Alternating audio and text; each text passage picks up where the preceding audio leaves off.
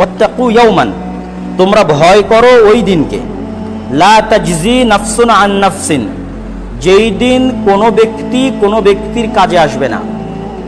তোমরা ভয় করো ওই দিনকে যেই দিন কোনো ব্যক্তি কোনো ব্যক্তির কাজে আসবে না। ওয়ালা ইউকবালু মিনহা শাফাআহ, যেই দিন কারো সুপারিশ কাজে আসবে না। ওয়ালা ইউখাযু মিনহা আদল, যেই দিন কোনো বদল চলবে না। কি চলবে না? কোনো কারেন্সি থাকবে না, কোনো মুদ্রা থাকবে না, যেটা দিয়ে আপনি আপনার কোনো কিছুর কাফারা, কোনো কিছুর বদল, কোনো কিছুর পরিশোধ করবেন, এটা থাকবে না। টাকাও থাকবে না, রিয়ালও থাকবে না, ডলারও থাকবে না, কোনো বদল থাকবে না। সেই দিন যা চেঞ্জ হবে, এক্সচেঞ্জ হবে গুনাহার নেকি, যা অদল বদল হবে তা কি গুনাহার নেকি।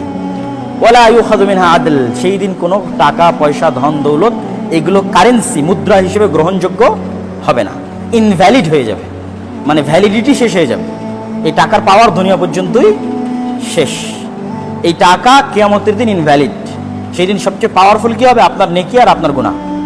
যা এক্সচেঞ্জ হবে মানুষের মধ্যে কিয়ামতের মাঠে বিচার করতে গিয়ে, ফায়সালা করতে গিয়ে জরিমানা লাগাবে আল্লাহ, তখন জরিমানা আদায় হবে কি দিয়ে? গুনাহ অথবা নেকি দিয়ে।